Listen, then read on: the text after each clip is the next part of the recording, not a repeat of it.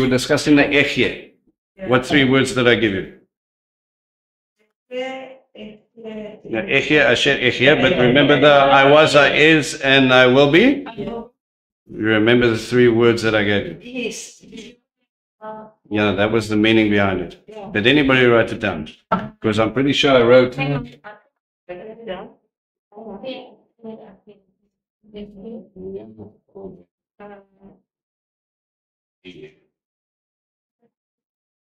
That's what they're supposed to be. I think I used Echye instead of, did I write? I couldn't remember if I wrote Echye instead of. You did. Right. You also did that at the bedroom. Bedroom. Yeah. Yeah. Yeah. No. Echye is one thing. Okay, that's I will be. So it changes here. Echye. That's right. This part, haya, is I was. Okay. So just for your notes, if I wrote it wrong, I couldn't remember if I said haya or if I said yiye. This might be a good idea to write this down. I will. Okay, just before we get on to the next topic. Remember, always double check Vince. Vince also makes mistakes. Okay, so when we're looking at that Yud He Vav He, this is my name forever. We looked at those three different terms. Where our translation will say, I am that I am. Okay? He doesn't use I am. Hove, not Yod. What am I writing? Hove, sorry. Need more coffee. Hove means I am. He wrote Echye. Echye means I will be. So when Moses asked him, he says, I don't know your name. What are you going to say? You said, I will be what I will be. Okay, it's future tense. And then he goes on to say, this is my name, Yud He Vav He, forever. You will know my name this way forever, Le'olam. And that's when I told you the scribes had a discussion, and we also have archaeological evidence and so on. And in between this discussion, they say that the vowel pointings are the same as Le'olam. I will be hasn't got an H in front. I will be is, no, it changes if you say if in certain tenses. So if you guys really want to go into this and have a real good breakdown of it, the guy who does it really, really well is Nehemiah Gordon.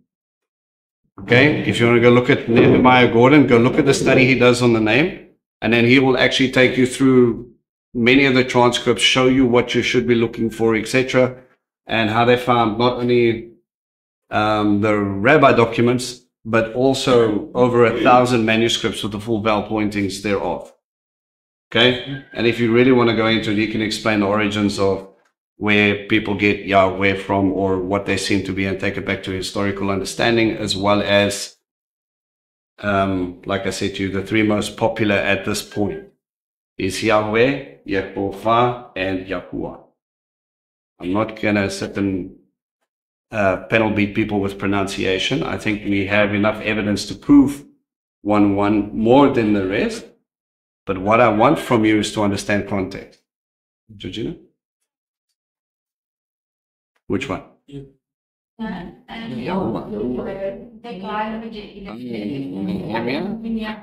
Nehemiah Gordon. Okay, I'll see if I can find a podcast or something where he goes and discusses it. Okay? Very well learned. This is part of his field of study. He was actually trained up into study of ancient manuscripts. So he has access to the older stuff, understand the word and the breakdowns and so on, and peels it apart on layers that I just don't have that level of understanding. And he will actually go take it into it and actually prove to you via different manuscripts. Okay, what we find. Yeah, look, he's an interesting character. He's a Karaite Jew. Okay, so you've got to understand that. You're dealing with a guy who understands the Jewishness of Jesus, but himself isn't a believer in Yeshua. Okay, it always looks like he's about to break out and go, yeah, you know what, guys, actually, I'm a Messianic Karaite, but he never seems to. But if you want to study specifically about the name, he's probably the most learned. And there are different opinions about this. Like I said, people will draw a line in the sand and they will chase you out the room if you don't pronounce it the way they do. All I'm saying to you is, okay, when we get to this point, he's literally just trying to give you function. We'll get into a name study where we start looking at the different names. And when it comes down to that reality, it's always about relationship. Abba, El Shaddai, Adonai Tzevaot. All of these things have titles about relationship. And when you're dealing with God, or when you get to experience him at that level, that's when that name becomes something known to you, as in I've experienced as he's my provider. This title, simply put, is the eternal one. So if I were to relate a function to it, he says, listen, when you go to Pharaoh, dealing with himself as deity, who are you going to say? He says, I'm the one who was, who is, and will forever be. Right? When that last one, Yes. is that just the spelling on the left? Right. Ehye will lead to I will be. Okay? Yeh is apparently he will. Okay, so you'll see this if you come up with Nehemiah study. Okay, so I'd rather include it for you so that it doesn't look like something completely foreign. But your text says Ehye Asher Ehye. Okay? So, and again, this is my name. And then we want to argue about pronunciation. When is his name ever I will be? It's a statement. Okay? And then he ties that into the Yud He Vav He, and how that pulls in together is actually when you put all of this together, which is why the I am statement becomes central. Out of those names that we mentioned, which one sounds closer? When you put it together, what do we get? A Yud He Vav He. That sounds very like Yehovah. I'm eternal. All right, but that's for your notes. Corrected something that I think I miswrote. Everybody happy? Yeah. Yeah, that's a slightly different understanding. That actually came from a guy called Jusinius, a very educated man, and it was his educated guess. Didn't exist before the 1800s, historically. Yahuwah, even closer to our time now. No one has ever heard of that pronunciation until someone came up with it, and then it's like, this has been revealed to me, this is what it is. If you want to go anything before the 1800s, the only one that's been consistently there, archaeologically as well as in manuscripts, is the Yehovah scenario. Okay, so again, I did a massive study on this many years ago, and ultimately, it comes down to a simple truth. I am, I was, I am, and I will forever be. If you look at Revelations, Yeshua uses the same three things, and he's like, this is me. So pointing back to those three Hebrew words, Haya, Hoveh, Yeh, I'm the eternal one. Okay? All right. I gave you guys homework. Your homework was to, after we looked at the different setups on how the plagues and the miracles sort of ramped up in the same pattern, right? So we had the first pattern of the plagues 1, 2, and 3 can be loosely described as, what was the point?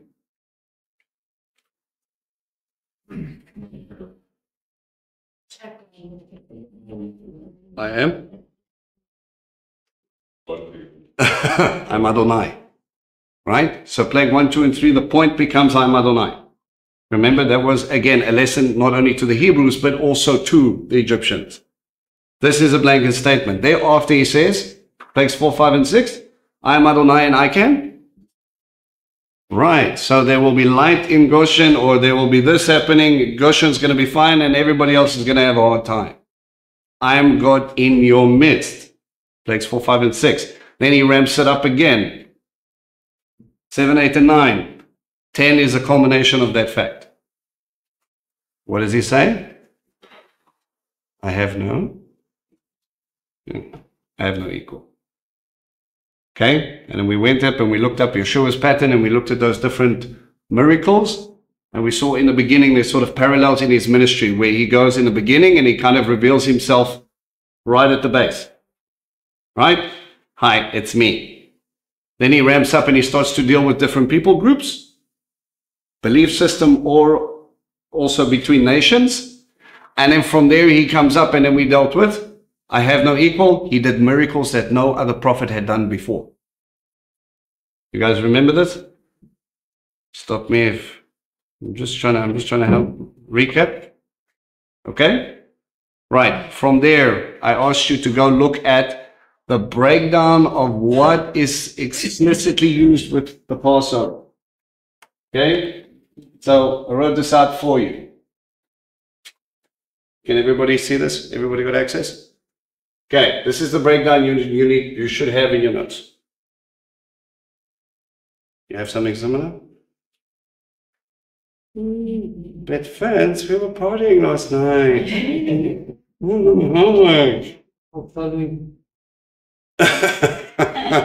Stand there and try and speak Hebrew as fast as possible while reading it. while that poor man was trying to keep up on the slides. No, not that one. No, that's this one. There were moments, man. Okay, so it starts off with, okay, you're going to take a lamb and you're going to bring it in on the 10th day of the first month.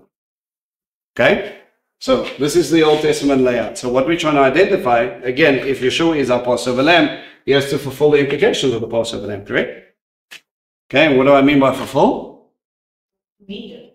Not just meat, because if I meet the requirements, if I understand, if I meet the requirements, then the requirements are no longer important. Gives it to give meaning and establish it. Okay, so when you hear fulfill, I want you to say establish. How does he establish what he's teaching? How does he establish the Torah and the prophets?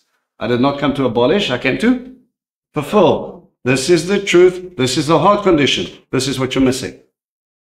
Okay? You're dealing with someone who is coming to trying to not only fulfill prophecy, but also bring the right heart condition to something that God put in place. It's like you're so focused on this, you've missed this.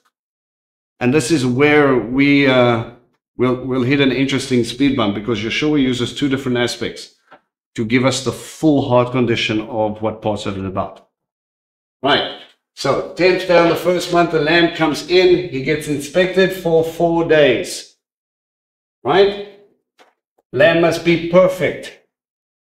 Then the lamb is taken outside and slain at twilight, plus minus 3 o'clock. In Hebrew, yeah, literally, that's what it means. So it says between the two evenings. So there's a time period here. Okay? A hyssop branch is used to paint the blood on the doorposts. Then it starts to deal with the meal. Eat this meal with bitter herbs. The lamb can have no broken bone. The leftovers must be burnt up. You got to eat it with unleavened bread. There was blood on the doorposts, right? So you make sure when you're eating the meal, you're inside. You can only go outside, burn up the leftovers, and then it's done. That becomes a night of vigil for you. And there was lamenting at the first one. Yeah? Everybody agree? Main points.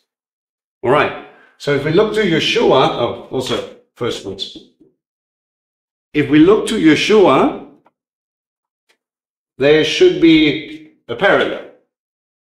Okay? Now, this is your challenge. I wanted you to, as you were busy writing this down and looking at these, how explain this for me. Yeshua, 10th day of the first month, when do we see him coming into anything? Fantastic, triumphal entry. How do you know that? Because you're on this side. Yes. Find that verse. and it was the 10th day of the first month. We actually have to do a little bit of jumping around to kind of come into it. Okay. Now that's a completely different beast. Water period is Hoshana Rabbah, 7th day of Sukkot. They have to bring in the lambs. Yeah. Specific time for the priest to inspect it. Oh, And it was that day. how do you know that? They used to.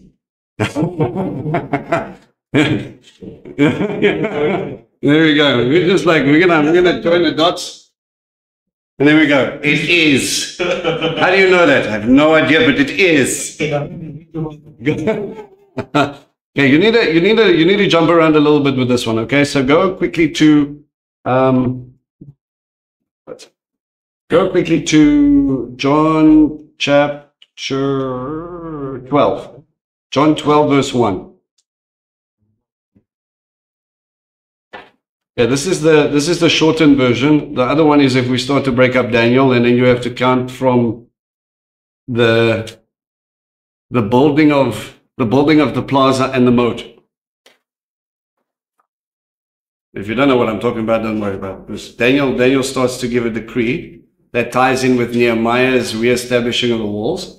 And then he says you have to count 62 sevens, which works out roughly to 173,880 days. And eventually you'll get to the day where Messiah comes in the middle. There have been scholars that have done this. I have not. This is the easier version. All right. So if we go to John 12, verse 1, what do we see? 6 days before Pesach. Okay. This works best when drawn out in prettiness. Right. So we're going to start off. We have the 14th day, 13th day, 12th, 11th, we have the 10th, we have the 9th. If I treat this as my 6th day, day 6, day 5, day 4, day 3, day 2, day 1. It leads us to the 9th day. Okay? But, friends, we're talking about the 10th day. What are you on about? It was 6 days before Pesach, Yeshua came to Beit Anya where Eleazar lived. This is the raising of Lazarus. If you jump down to verse 12 in John 12. John 12, 12. What does it say? Next day. The next day. So if he came to Beit Anya on the 9th day, the next day is the 10th. What happened on the 10th day?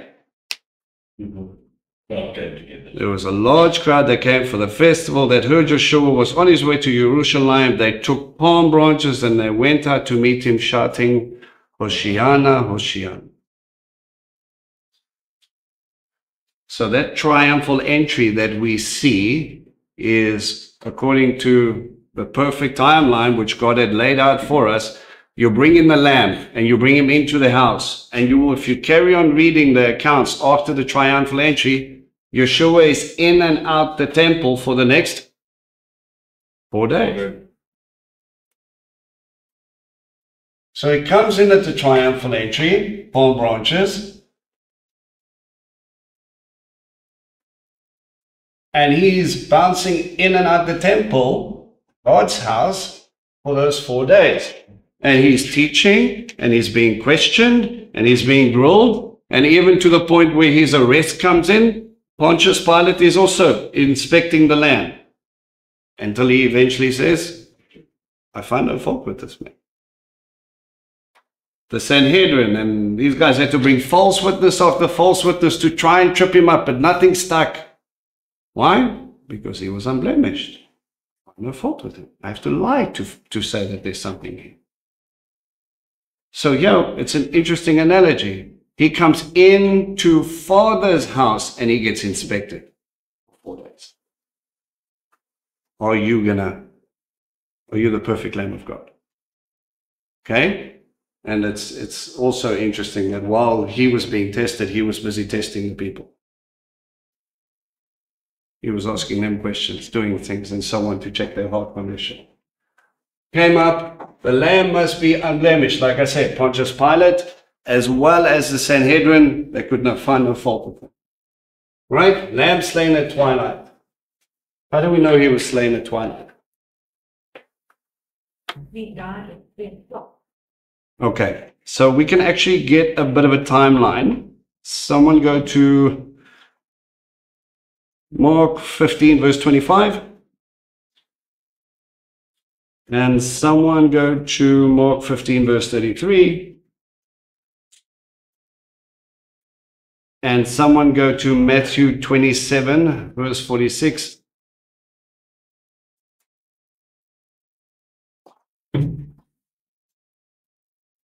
And then I need one more volunteer to do Exodus 29, verse 38 to 39.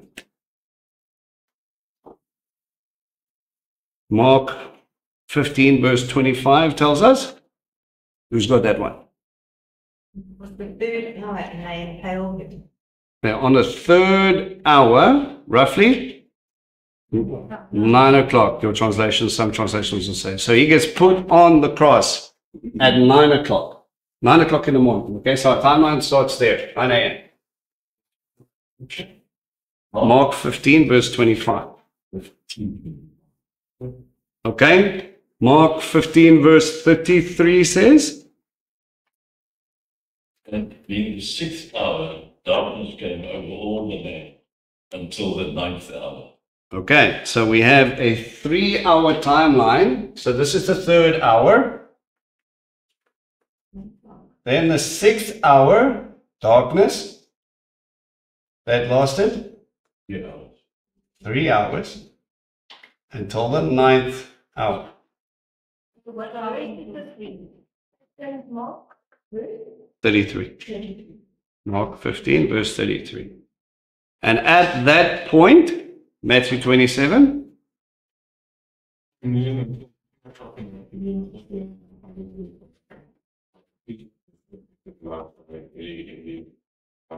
it's about 30. Lord, Lord, why have you forsaken me? At that point, he offers up his spirit. 27:46. So around the time of the 9th hour, he cries out and he dies. Voilà. Okay. 9 hour is then going to be 6 o'clock in the evening. No, 9th hour is 3 p.m. So the CJB actually breaks it up for you. The 3rd hour is 9 a.m. Okay? And The 6th hour is what? no, it's between the 2 evenings. It's basically saying, well, the setting of the sun. Now you can say literally at sunset at exactly 6:15, or we can say when the sun starts to go down, that's twilight. Okay, so it gives you a period.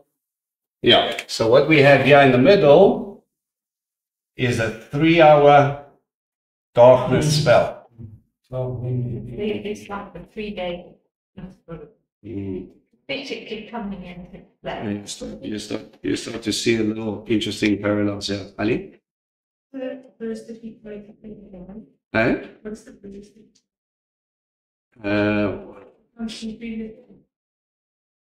Eli, I don't have it written down. Pretty sure. Psalm 22. There we go. Okay. That whole psalm is about crucifixion and so on. Okay. All right. Exodus 29, verse 38. Now this is what you also offer on the altar: 2 lambs, year-old, to eat every day. 1 lamb you also offer in the morning, and the lamb and dusk. Okay. With? Sorry, next verse. 1 lamb, 2 quarts of finely ground flour mixed with 1 quart of oil from pressed olives, along with 1 quart of wine, with the drink. The lamb you should not offer at dusk. Do not bring with it as with the morning grain drink offerings. It will be a pleasing aroma and offering made to Adonai by fire. Okay, so it's an interesting sort of parallel. Not only do we have the perfect timeline to fulfill the Passover lamb, but when we talk about the daily offerings, there's one at 9 o'clock in the morning and there's one at 3 p.m. And then he says you're to offer it with what?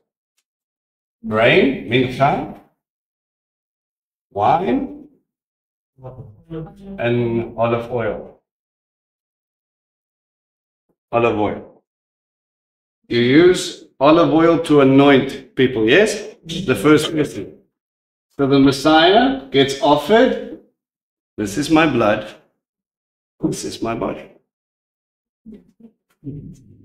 Exactly what I'm learning to.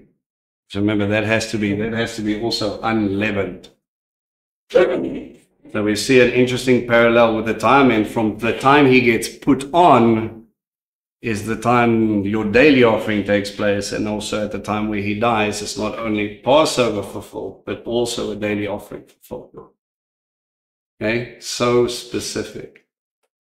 Okay, does that making sense? I'm not losing anybody. So I also see an amazing parallel with the numbers. Yeah. 3rd hour, 3, Yeah. 9th hour, 9, 9 plus 3 is 12, 12, 12 is equal. You can chase many of those fun things down. Oh. It's amazing, isn't it? Okay. Hyssop branch. Do we know of a hyssop branch anywhere in the time of the crucifixion? It is. John 19, verse 28 and 29. John 19, 28, 29. Someone read it for us. So remember, don't trust Vince. After this, knowing that all things have now been finished, that the scripture be completed, which Yeshua said, I thirst. Then a vessel full of vinegar was set, and having filled the sponge with vinegar and putting hyssop around, they brought it to his mouth. Then when Yeshua took the vinegar, he said, Behold, it is finished. Bowing his head, he delivered up the spirit. Okay.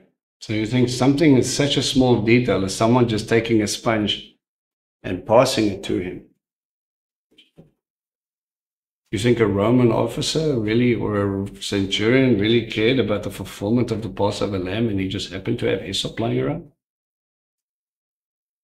How specific God was in making sure that we fulfill that reality. Okay. Some of the Gospels will say Yeshua is refusing it, There's two different offerings there. like refusing the vinegar. One he accepts and one he refuses. One is supposed to be a number, a pain numbing scenario, and the other one is simply not. But I think just go and study it out. It's quite interesting. So there's two offerings where they say one he says no, and the other one he accepts. So in fact, it was sour wine. It wasn't vinegar.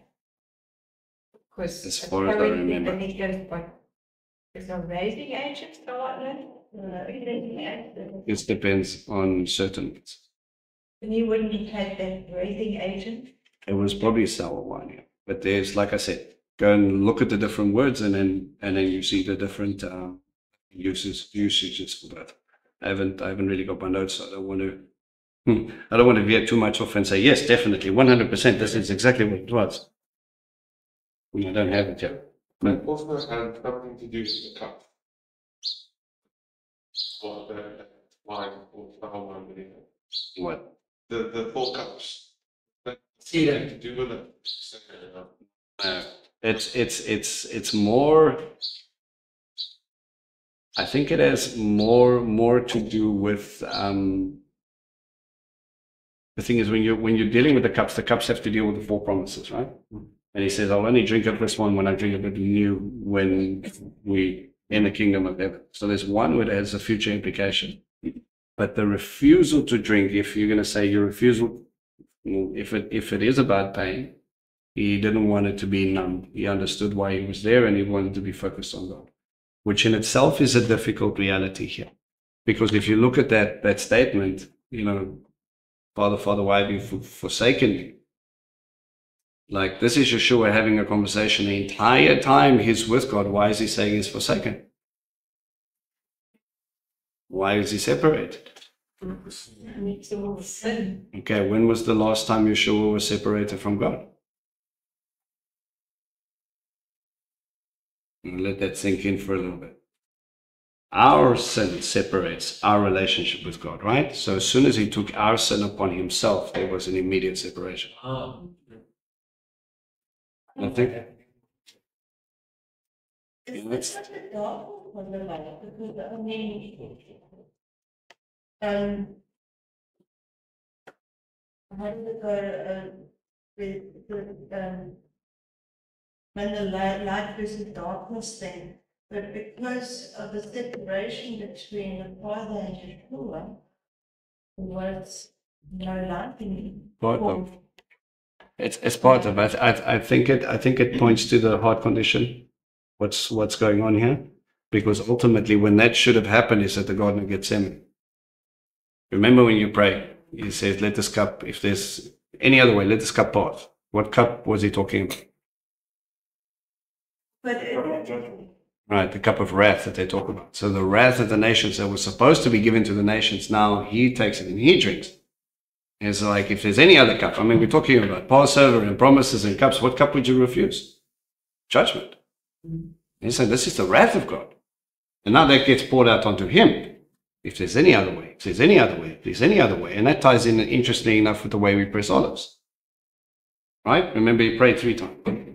In the Garden of Gethsemane. What's Gethsemane? Yeah, it's literally an olive press. A gut shemen, or a gut, is a stone that they use to press the olive. So you get different methods, right? One of the most basic ones is you get sort of like your yam. Before I draw the needle, you get like a big stone basin. Okay, they get quite large. And then you have that millstone, the smaller stone that comes on top. And they have a log that comes in, and then either a really strong guy or a donkey gets attached to it. We load them all in there, and we take that basalt rock and we ramp it over those things a few times, right?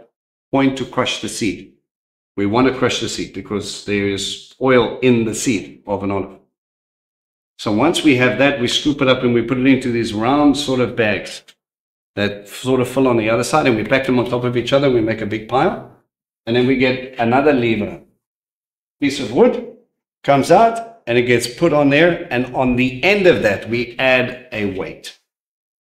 Now, the first weight is where we get the term, this is the extra virgin olive oil, right? It's the best, it's the first press.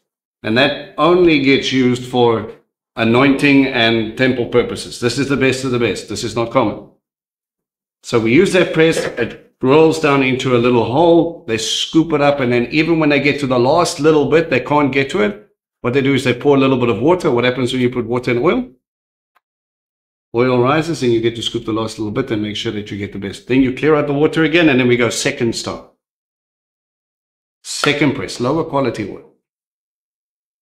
Okay, that we use for, again, cooking and various other exciting things. And then we get a third stone, the third press. That's the stuff we generally just burn. Right? Low quality, nothing left. Oh, Now, remember when he went and he prayed.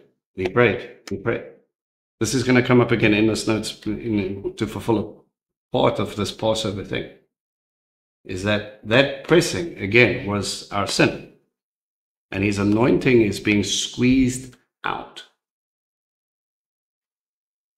At that point, there should be that I've taken the weight of the world on me. It's now that this process is going to start. And in the fullness of that darkness, really, until Father sorts it out, that's that separation.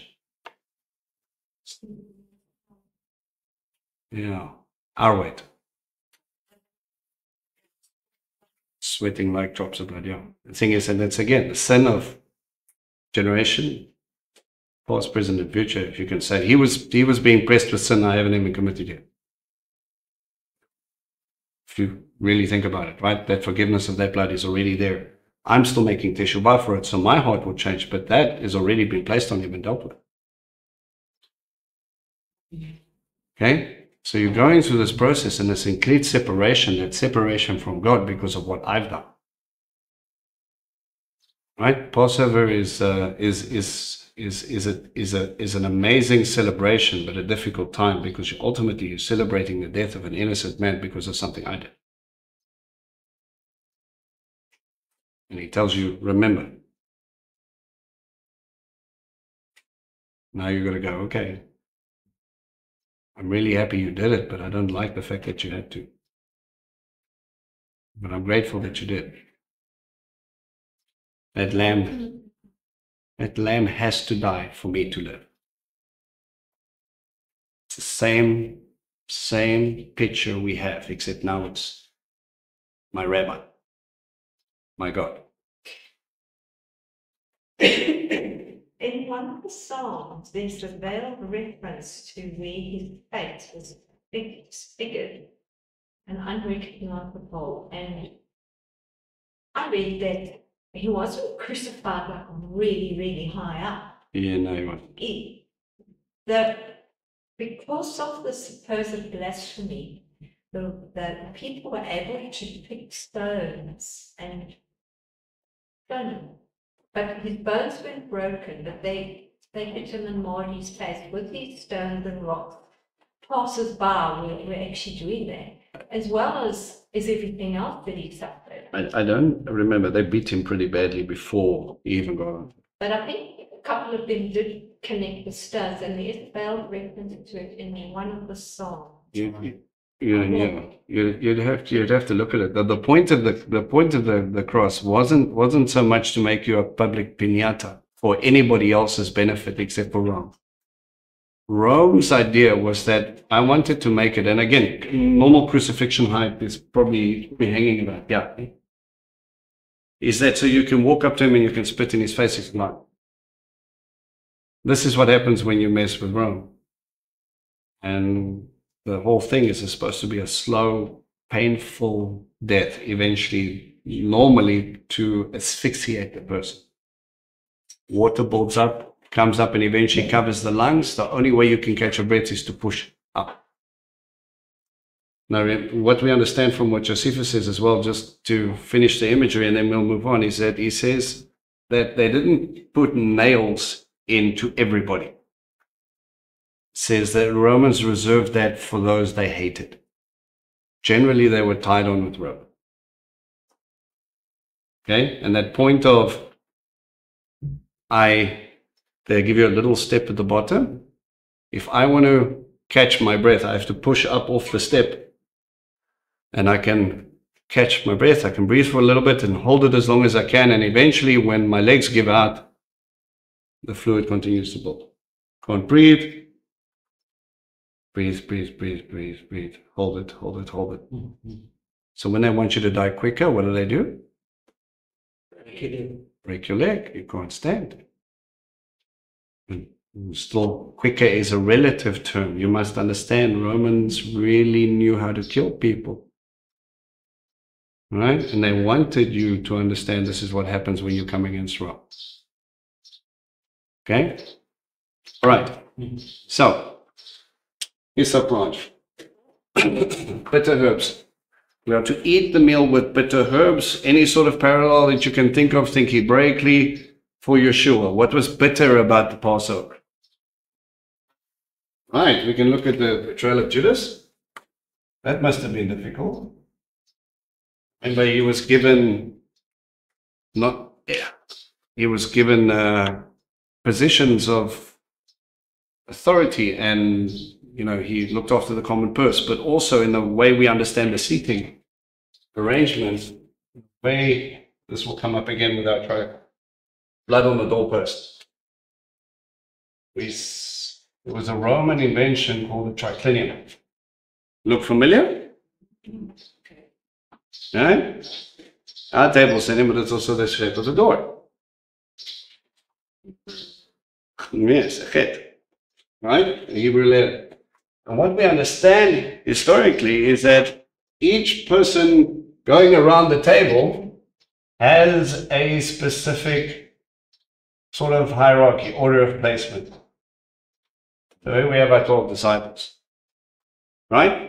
And we go, fantastic. Remember they were arguing about who was greatest in the kingdom of heaven? You think it was a random discussion? Or where do you think who's going to sit where? Because you don't want to be this guy. That's the least. Everybody is reclining on their left-hand side, sitting over there, and I would sit and lean up against the person behind me. Okay? This is the reality. We're all kicking out, low table, we're dipping in, eating bread, having a discussion. It's really, he's carrying the weight of the entire table. Now what happens is, this guy is the one who normally has to wash the feet.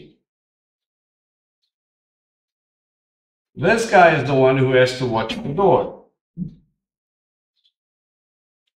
Watch.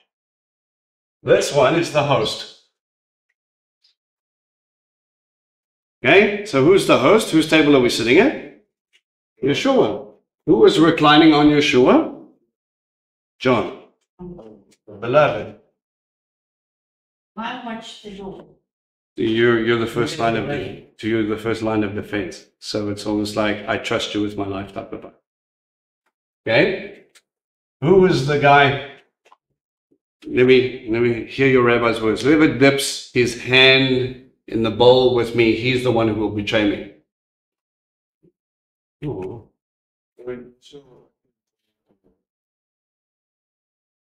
Seat of honor.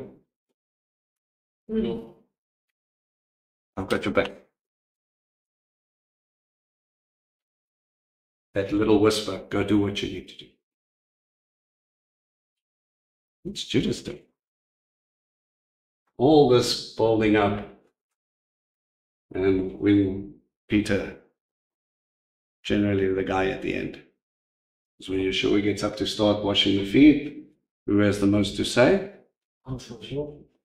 Peter, number one, because he's probably embarrassed. Number two, he has a conversation with John. John is facing this way. Generally speaking, Peter is facing that way. They have perfect eyesight. Hey, what's going on? So we can see that the two of them probably sat close, opposite each other. It was probably most likely Peter's job to wash feet. Yeshua says, let me do it. Do not wash them. You have no share with me in the kingdom. And coming back to Judas. Up until the last moments of his betrayal, he gave him place of honor, hoping that he wouldn't, I believe, hoping that he wouldn't betray him. Now, if Judas hadn't betrayed him, It was already set in motion. he had to betray him because then.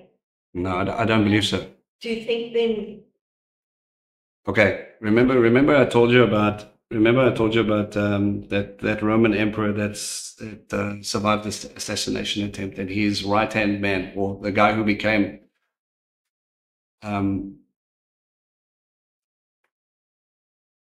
the guy who told him about the assassination attempt became the right-hand man to the guy who was running the kingdom. I believe it was Tiberius.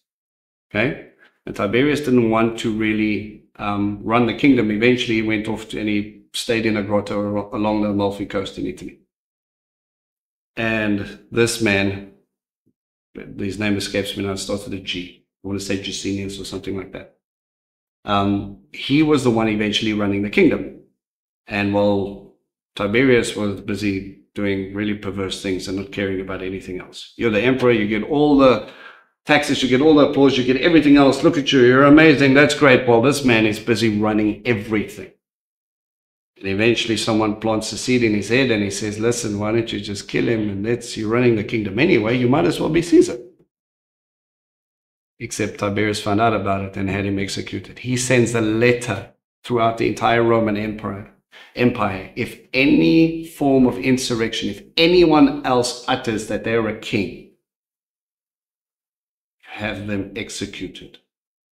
So when they put him up into trial, and what did the Sanhedrin say? Is this the king of the Jews? We have no king except for? In other words, Pontius, if you don't get this done, we're going to report you. You let a king go. So Judas didn't have to betray him, he was going to. He was going to be there at Passover. They would have captured him anyway. They would have handed him over to Pontius. The same trial would have taken place. And because of the historical backdrop, he would have been executed anyway. Father's plan would have been executed. It just would have happened. But woe to the person who caused. Remember what he said? Think how often we want to take Father's plans in our own hands. Daily. Yeah.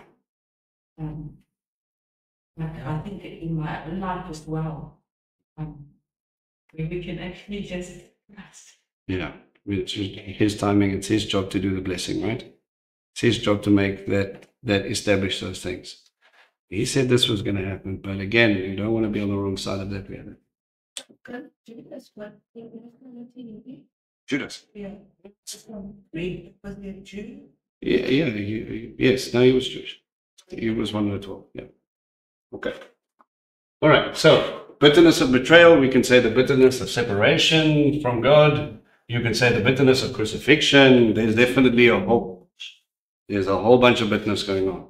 I don't mind whichever you use. There's a few things. Yeah. I know. I heard the teaching that they the sponge that they'd given him the small wine with the toilet sponge. Further, even if they know. Yeah, that was probably the one that they refused. I've also heard that, but you won't really find it in the text. Humiliation would be putting name. Terrible for better for you. I think the big People. yeah, and listen to the word. It says, "Father, forgive them; they don't know what they do." But yet, the separation of crying out to Father was more a moment of anguish. Why do you forsake me? You knew why. It's fulfillment of prophecy. Psalm 22. If you read that in line, thinking of the crucifixion, it is so detailed. It's not. David had no idea that he was busy putting these things together. Okay.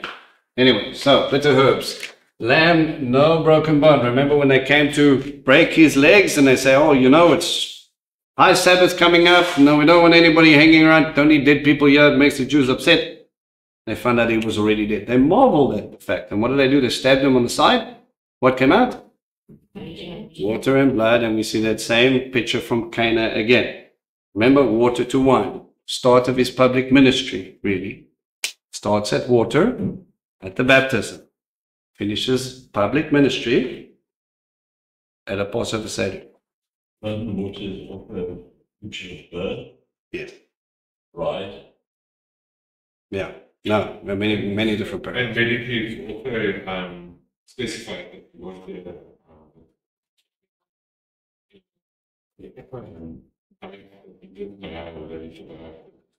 Yeah, 100%. What the MDs have stated is they said that they've studied this, they said that's a sign of a massive heart attack. There's no way the person is alive.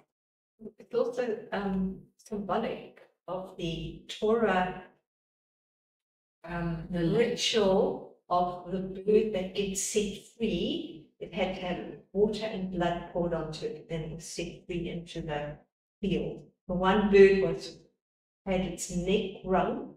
It was, I think, the one of the offerings for Yeah. What's it? I think it was leprosy. Because they had Yeah. a head of what's it called, they had to follow. If were involved, if you couldn't afford the lamb, that was what you had to do. Yeah. And the Purification. Yeah. water and blood of the one bird, just that was poured over it and was set free.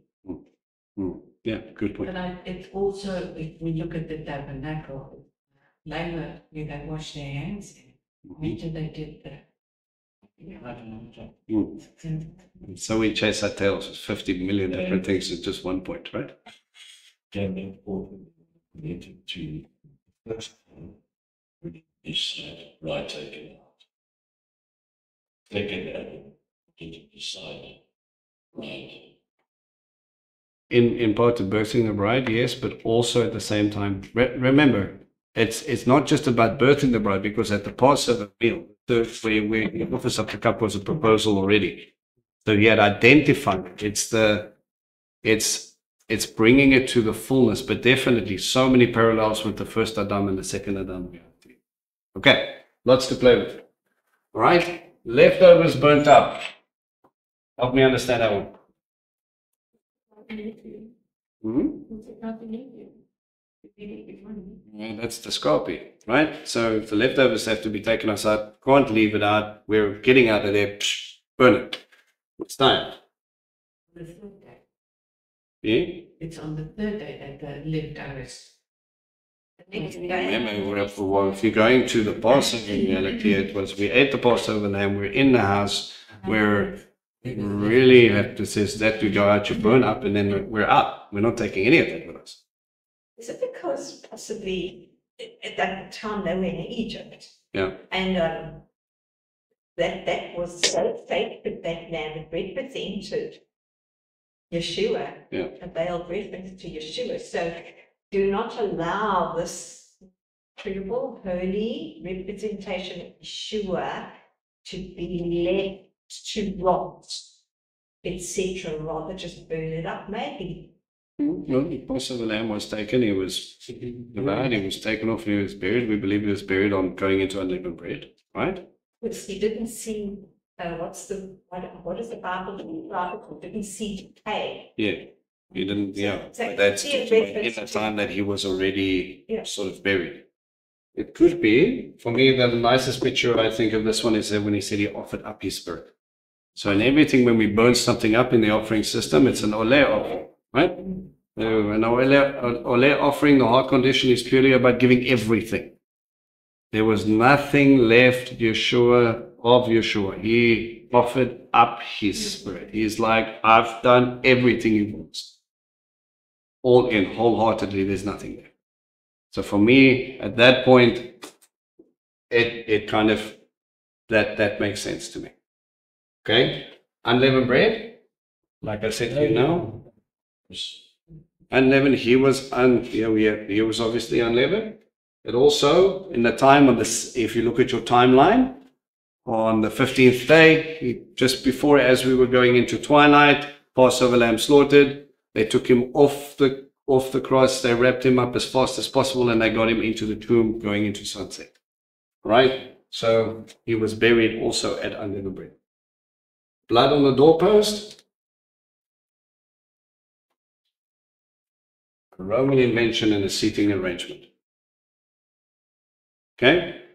I find it interesting that he would use this shape to go, if you're here with me, you'll have life. And Judas is the one who leaves. But if we look at the doorpost, that top one, that is your cornerstone. Your cornerstones, okay? It's your lintel, yeah. Yeah, the lintel, that's your cornerstone. So that's where the blood was. Cornerstone is normally on the side sections that they would use to establish the building. If you're looking at the way the builders use the cornerstone, Yes. Then it's that one, the lintel. no. If you're going to go back to the history, if they built the houses, they start with that, and that's why they call that the cornerstone. That's history. Keeps the door open. You can double check that. From what I understand, is that they use the cornerstones to establish the corner, and then from later. Because it needs from the bottom up. Yeah. The lintel that already at this top. So that's Yeah, we can go and double check that. That is picture. It's history. Okay. We'll go check. So he goes up, blood on the doorpost, and we're looking at this triclinium shape. Like I said, this shape, this Hebrew letter today, that's called a chet. That chet, if you look at your bookmark, remember what chet represents? That's high. Fence. Separation divine. Wall, fence, separate. So if we look at the picture, if you had the blood on the doorpost, then it would separate you, life inside, death outside. Okay? Right. Night of vigil. Says this will be a night that you will, what? You see that instruction there? Night of watching, night of vigil. So you have to pay attention. Help me understand Yeshua's picture. Was meant to pray. No. Yeah. He goes out to the Garden of Gethsemane after eating what we understand to be a Passover Seder, and then he says, could you not what with me? Could you not watch with me, even an hour? Well, there was a really long travel and a long night, and flesh is weak. So part of the process that they went through is he's saying, listen, while he went out to go and pray, was to fulfill part of the instruction. Yeah. He's sitting in the Garden of Gethsemane, and every time he came back, would you not watch with me? Okay? Lamenting of the firstborn. So there was a great cry that happened up in Egypt, right? Everybody who painted the blood post on it was okay, but this is still pretty serious. There are dead bodies everywhere. Firstborn, right? Okay? How does that parallel? Where do we see the lamenting part in the crucifixion? Right? You can look at the disciples and his mom, and this is now, I'm watching my rabbi die. This is pretty serious stuff. Okay? Another part is the tearing of the parochet. Okay? Remember there was a massive curtain separating the Holy of Holies and the holy place? And we have this interesting little testimony that talks about they see the curtain torn from top to bottom. Okay, so that the only place from what we understand that can be is someone was standing near the Mount of Olives and they saw directly in, and we saw this curtain torn. And according to tradition, okay, don't know for sure, but according to tradition, this curtain was plus minus 9 centimeters thick. It was woven this way, not this way. It should never have torn from top to bottom. It was 60 foot high and 30 foot wide. They talk about, they say it took like, go and look at it. There was a mention where they say it took so many priests to lift up the curtain. And it was a ridiculous amount. This thing was heavy. Speaking of the high priest tore his garment, and the Torah says that a high mustn't tear his garment, otherwise he loses his priesthood. So he must body. Every over the priesthood. He should not defile himself. Yeah. And so this not tearing going. Yes, and well, that's the thing. When you look at the lamenting of the firstborn, and remember at the baptism, you see God saying, this is my beloved son. This is the son, right? And what happens when a father loses a son? Henry, great son of mourning, he rips his garment from top to bottom. So we'll have the writers, and rightly so, they will say, listen, there's no more separation. It has been made a way through. We can now boldly enter into the throne room of God. There's no more that separation. Is part of it. The other part of it is a father tearing his garment when his son dies. Okay? So there was lamenting. All right? First fruits. Okay? According to Leviticus 23, we are told that in the day, or the day after the weekly Shabbat, you are to take up a wave of barley. You go out and you cut it and you wave it. And from there, you are to count 7 sevens until you get to the 50th day.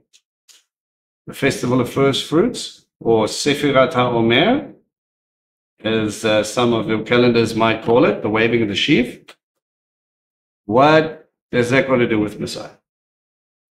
No, that was actually the palm branches in a state. So when he came in with a triumphal entry, when he came in and they were waving palm branches, that's not just some side note. Why the palm branch specifically?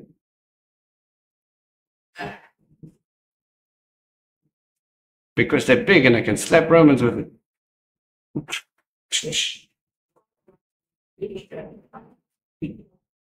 In the time of the Maccabees, just after they kicked out the Greeks, when they minted a coin, they minted one that had a mom playing with her child underneath a giant date palm. It was basically our national flag. We're free. We're here. So when they come in and they start waving palm branches, there's a reason why the people came out and said, tell them to calm down. They start screaming, Hoshiana, Hoshiana. Save us from what? Those guys. They were basically, you coming in and you're waving a plague, and they said, listen, if you don't get these guys to calm down, there's going to be this riot, they're going to come down, they're going to kill everybody. Yeshua gives us an interesting teaching, and says, if I tell them to be quiet, even the rocks and the stones, they will cry out. Okay? Does that mean the stones and that are all of a sudden going to start to talk? What do we do in the Middle East when we're unhappy? Heck, what do we do when we're in South Africa and we're unhappy? Pick up a stone and throw it at someone. Right? They were declaring him Messiah. They were declaring him king. They were saying, the king of Israel has arrived. Roman, pack your bag. Remember the Maccabees. Your time has now come. What was Yeshua's response while we're talking about it? He went, yes, finally, you understand. He's crying. He sat there crying. And apparently the Greek words doesn't mean to sob softly, but to cry loudly. Now you got to imagine, here comes the king. Hoshiana, Hoshiana is coming to save us. This is amazing. And then the guy starts to sob.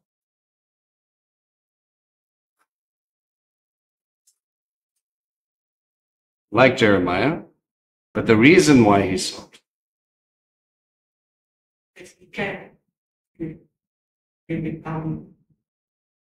So, yeah, the suffering is not to save them from our road. Jerusalem, oh Jerusalem, if you only knew what would give you peace. And long to gather you like a mother chick gathers her hens. Mother chick. Yeah, that one. Thank you. And we get to the point where they just refuse it. And here we have the problem with prophecy. Is Yeshua has already described the destruction of the temple, and he knows exactly what that's going to look like. Remember, they were marveling at the stones. And he says, look carefully, not one will be left on top of another. And if you go look at the destruction, and we go take a little walk down the southern wall excavations along that one section, they left 5% of the rubble of these stones, some of them weighing anything between 20, 30, the big ones that we found out are 480 tons that were levered off the top, probably 20, 30 meters up in the air, onto the people that were running on the main street trying to get away from the destruction. Fires were set ablaze to the point that if you go walk along and you run your hand on the shops on that ancient street where those rocks had fallen, those stones, that you see that there are these big gaps, smooth, and then all of a sudden there's like this chip mark, like someone took a massive hammer and broke it. What the archaeologists found is that because it's limestone, it becomes porous. So all the water sits behind it. And when there's fire and it heats up the rock,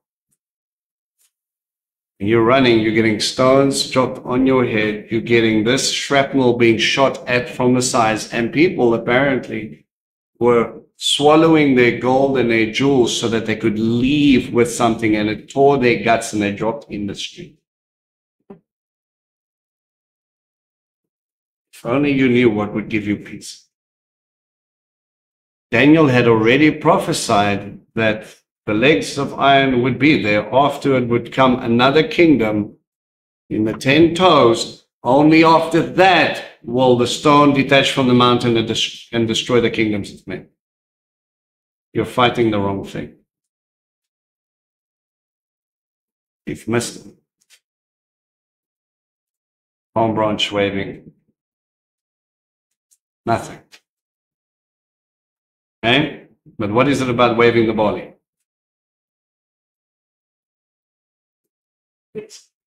Right. We see in the story of the resurrection, they went out on the first day of the week and they went to the tomb. Right? And Paul will say this is the first fruits of our resurrection. Right? This is the first fruits. We've gotten the body we eat. Thank you, Father, for this And a wave thing is, again, a wave offering is about worship. Because of your provision. The resurrection is the first part of that provision. The bigger stuff is still to come. All right, you guys, does that make sense? So in Torah, there's this bullshit offering, right? Where they take it over the figure and Yeah. is there any connection with that? Because it's sure it's a lot. With the blood on the mercy seats. Yeah. It- it- I know that I don't know why the frame that he's Yeah, the blood thereafter. It actually ties in more with the Yom Kippur offering than just your normal sin. The Yom Kippur offering, remember, he's the only time he's allowed to go into the Holy of Holies. And then they say, and it's an interesting reference that they found, is that they say when you take the blood and you sprinkle it 7 times, I think the Hebrew word is kematzlif, which means in a whipping action. So as you're going, you're whipping the blood onto the mercy seat. And it's, again, it's the beatings that it took before to fulfill that reality. So yeah, I think as much as, again, you look at this from a Passover perspective, and we look at this, and then when we get to Yom Kippur, we're going to have to do this all over again with the Yom Kippur instructions, and you'll see different facets of that same truth come up. Right? Nowhere near the same timeline, but in imagery and relationship and those things, it plays a massive role. Okay. Any questions about understanding the parallels and how it sort of ties in? Are we all okay with that? So when we celebrate Passover, we're coming together, we're understanding that those 4 promises in Exodus 6 play an important role, but also at the same time, you're understanding that Yeshua being our Passover lamb, right? We understand that you're celebrating his death, burial, and resurrection, in a sense, over that same week. Right? Because of what he did for us, we're set free. Okay? There's 2 portions I want us to read quickly before I'm going to give you, you know what, let me give you the interesting thing first, and then we'll deal with the Corinthians after. It'll only take a few seconds. All right. How many plagues were there? 10. How many commandments were there? 10. 10. Why? You ran out of fingers. Okay. There's an interesting parallel here between the 10 plagues and the 10 commandments, right? The Decalogue. What we get is the wedding contract. So if we understand that the plagues or the miracles that he gave us should somehow correlate to a wedding contract with a covenanted people. The reason I took you guys to start with the whole process of the Passover story in Genesis 15 is because it has more to do with covenant than anything else. You're getting set free because of what I had already promised. And from there, it correlated into the ketubah, the wedding contract.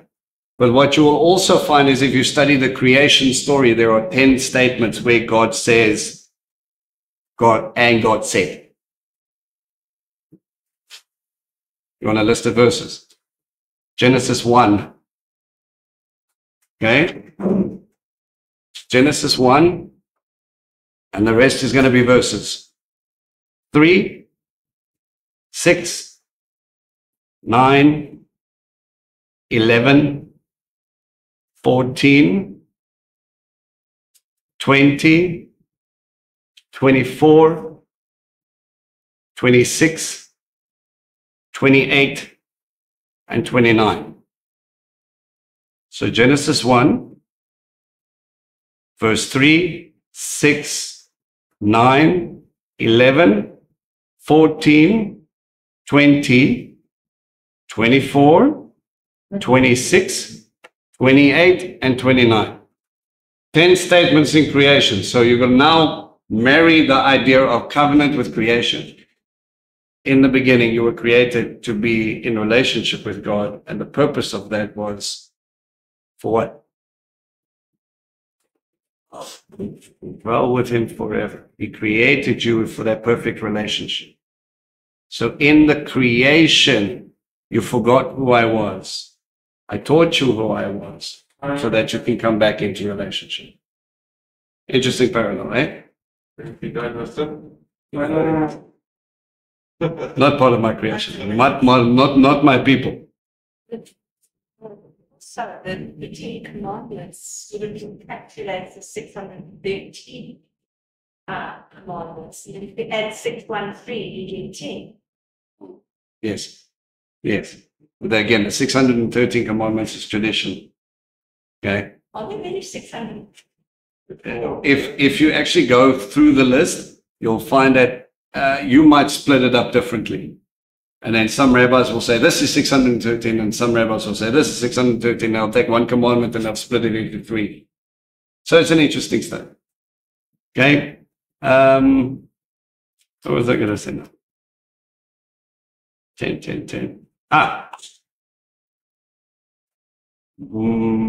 10 Commandments parallels the Lord's Prayer. Tune in for Shavuot teaching if you don't know what it is, but write that note down. Okay. The 10 Commandments parallels the Lord's Prayer. Okay?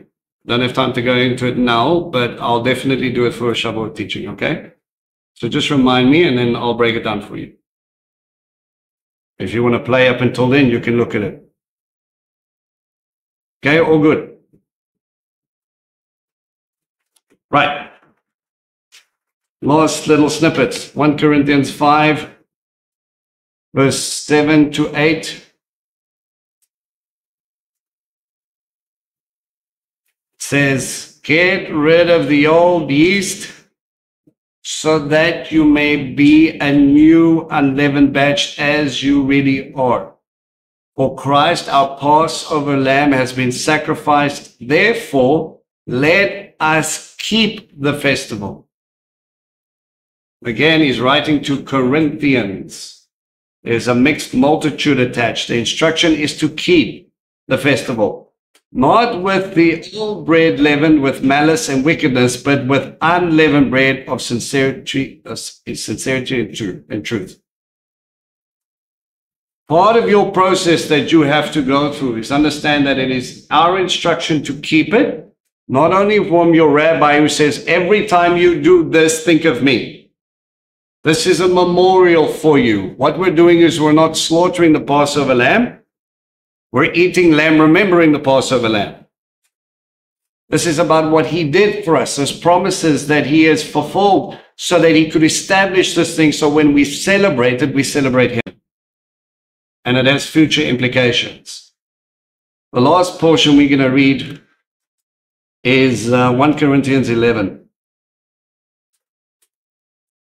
I'm going to start from verse 17.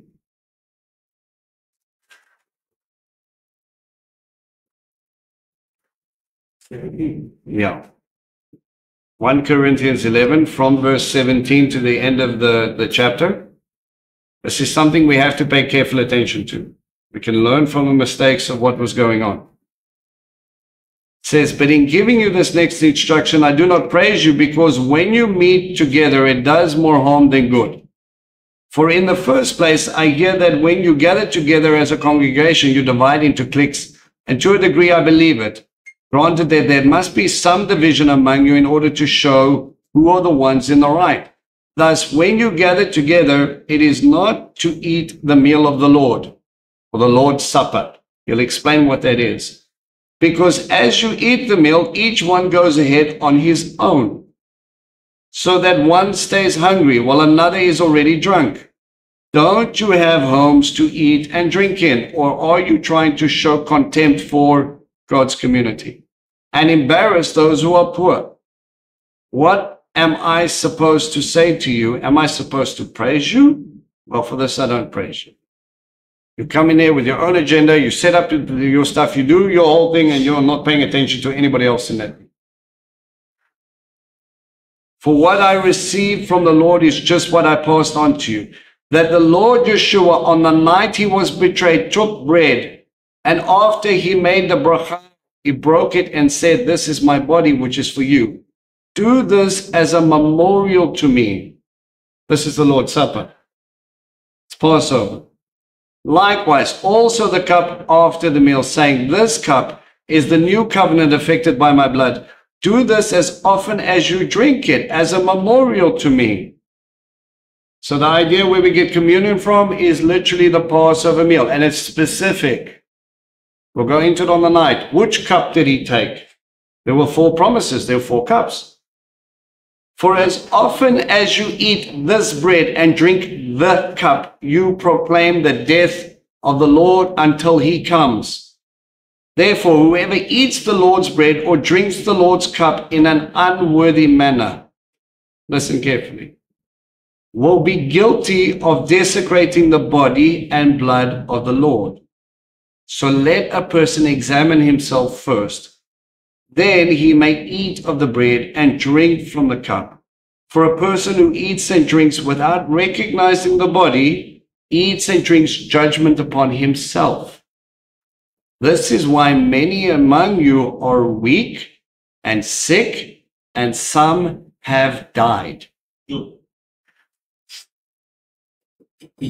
Passover is the only feast where we have these types of stipulations. You will do this or else.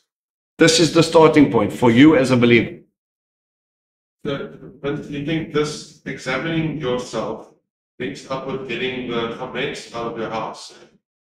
Checking where the chametz is located. You have to be. If we are so busy cleaning out leaven and you're not worrying about what's going on in here, you've missed the point.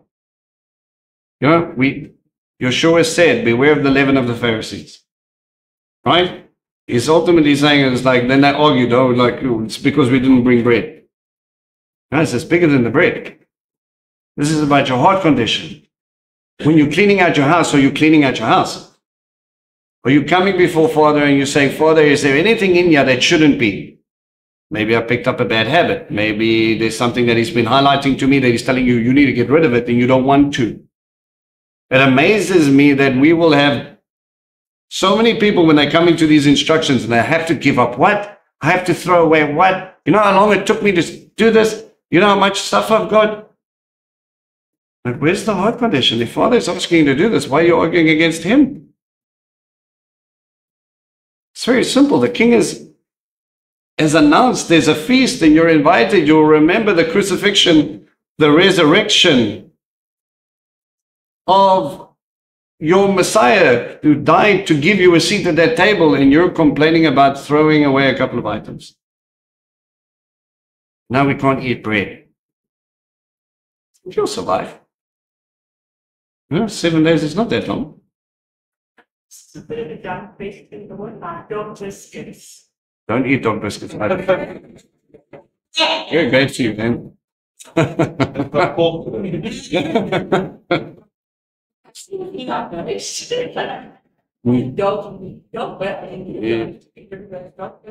No, look, it does say that you have to get rid of the chametz in your home. So what we would do to make sure that our home would be clean is we would take any dog food and put it outside of our home. Okay, but it's In the workshop. get rid of it. But in saying that, guys, remember that's got to do with dog food. It's about you. Be careful what goes into your mouth over this period, what comes out of your mouth during this period. It should be a springboard into the festivals where now I'm going through introspection and checking my heart condition and so on. And it's, you know, you'll read labels very scrupulously over the next couple of days. Part of the process is again, checking the heart condition to make sure that I am okay. You know, you get people who believe, I'm not going to name names here, but you get people that come in and then they'll say, okay, if I just take my chametz and I go stick it in a cupboard somewhere and then I seal it, but it's in my home. It's like me taking my sin and I'm just hiding it for a little bit. Then you get other people that will say, I'm just going to go give it to my neighbor. Then I'm going to buy it back at the end of it. So then again, the spiritual implication is that I'm just going to go buy back my sin. Then you get another group of people where you can hire professionals to come and clean out your house. And then you go, listen, make it kosher. And they come in and they clean out everything and they do it, all the rest of it. And they take out all your chametz, no problem. Great. What introspection did you do? If this is something that's holding you back, that's causing you to puff up, and again, it in itself is a test. If I were to say to you, come and get rid of your sin, God says, get rid of your chametz, and you look at me and you go, no, then you're holding on to that little bit of fruit, that thing that's going to puff up. You're holding on to that more tightly than you would the instruction of God. You're telling me that that's more important to me than following the instruction. You're putting self above the instruction. And unfortunately, we do that too quickly. But come on, Vince, don't be ridiculous. Do we really have, does God really care? It's pretty serious when it comes to this. Why would this verse even be there? Some have died because they've walked in and they've eaten there in an unworthy manner. So we've had to learn over time that when you come into the Seder, I say, these are the stipulations. If you're not going to do it, don't come. And it's not because I don't want you to be there. It's because I don't want that verse to apply to you. This isn't an outreach thing. Come experience something cute and then go home and then have a sandwich. This is about come in and sit at the feet of your king, and for the next 7 days, understand the king is watching. You're doing it for his glory. There's a seriousness attached to this. And I want to expound on that in the night. A couple of weeks ago, Father was like, that's the verse you're teaching on. And it's just this, we have to make sure that this is for people that have accepted him, that have left their Egypt. This is a gift, a celebration, because you have accepted Yeshua. Remember his body. Remember the blood. The reason you sit here is because of that. Don't come in here and make it about table decorations and food and, oh, that person's not this, or we'll eat first quickly and then don't worry about this. And really, Vince, you've been talking for an hour. Can you hurry up? The kids are getting restless. I've had a long week. Can we just wrap this up quickly?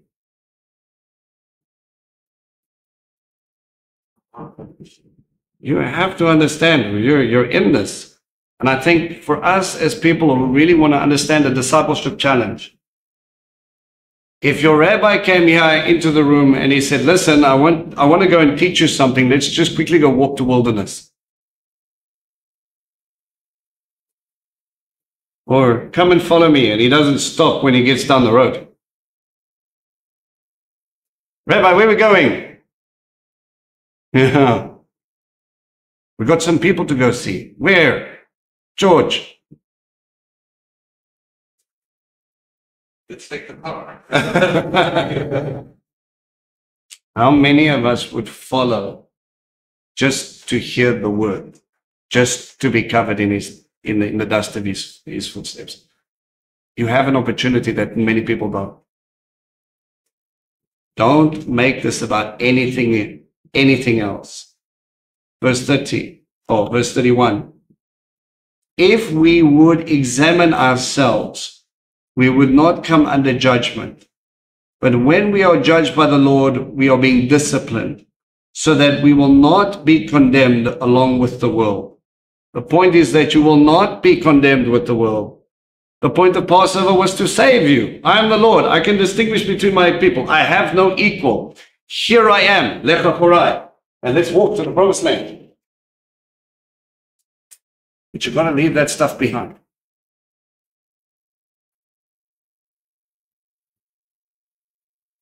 So then, my brothers, when you gather together to eat, wait for one another. If someone is hungry, you should eat at home. Really good piece of advice. Don't come here hangry. It's going to be a long process. So that when you meet together, it will not result in judgment. It's supposed to be a time of celebration. Make sense? Introspection. Go sit at Father's feet. Don't just clean out your cupboard. Because have those tough conversations. Father, what is it that I need to let go of? What has crept in? Good friends of ours that the first time they did it, they had the typical normal response.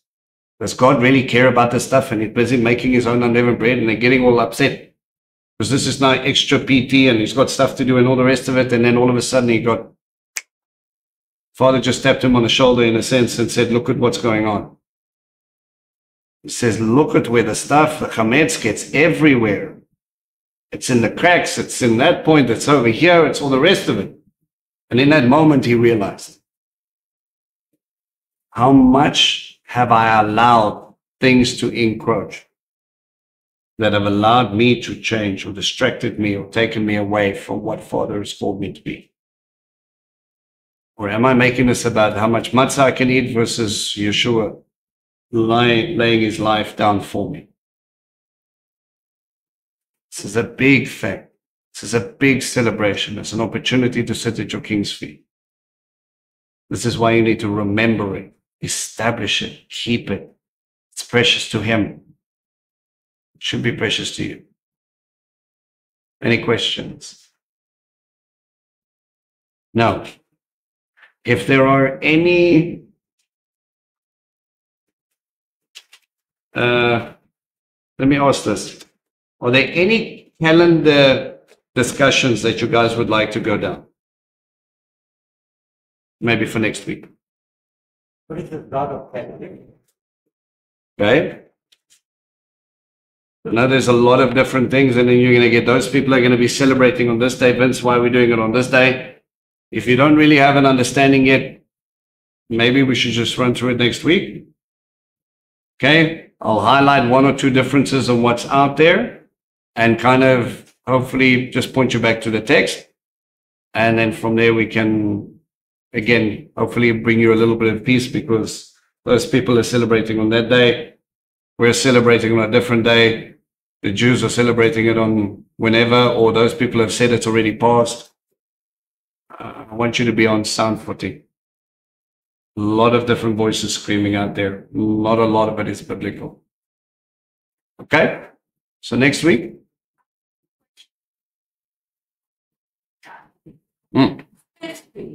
Yes.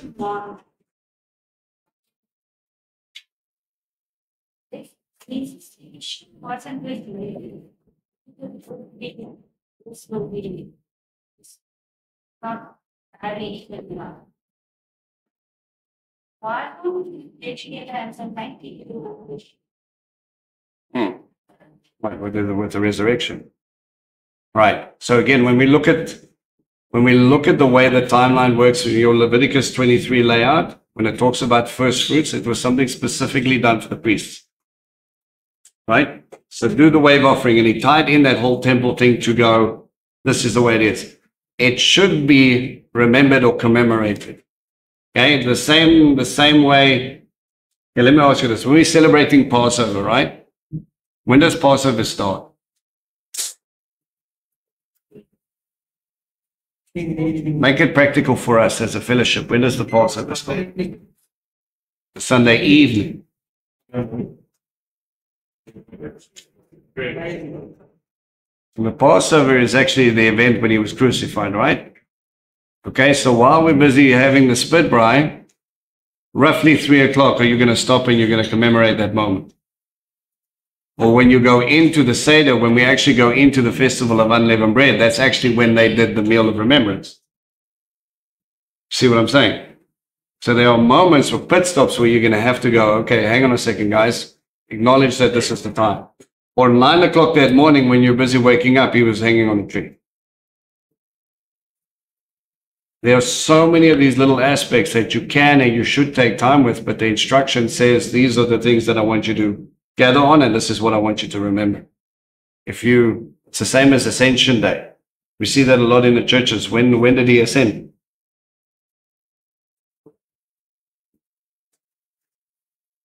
Oh, come on, give me an answer. Ascension. So he was resurrected and then?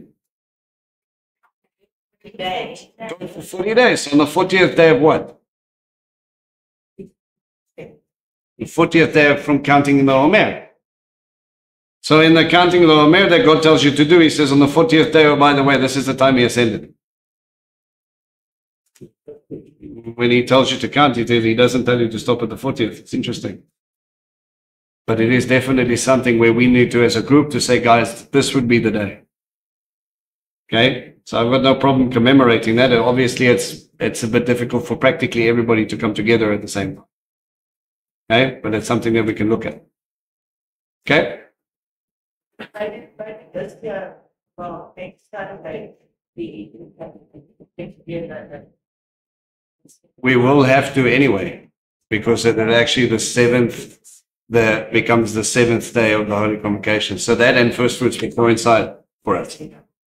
So we'll do obviously the first night Passover Lamb Seder thing here, and then on the 7th day we'll pick a venue and have a gathering anyway, as instructed. Okay? Shabbat will still be Shabbat. All good? Let's pray.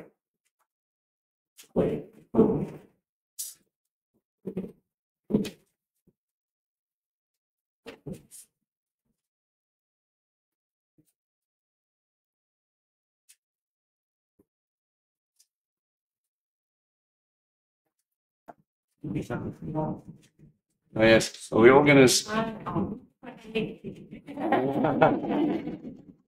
You got some. I'm gonna wait for him now quickly. You guys can hold hands if you like. And they're dancing around in circles. That's also like something that stood out to me about examining ourselves. It's not just examining what we do, but what we're thinking about. Yes. Oh yeah. For me, that's really been standing out. Yeah, because ultimately it becomes what you allow, what you focus on, then leads to action. Yes. Right? Which is why Yeshua will say, if you hate your brother in your heart, then really, because then you build that up to a point where eventually you just look for opportunity. No one else is around, you put on Moses. Father, we just want to thank you again for our family, Father.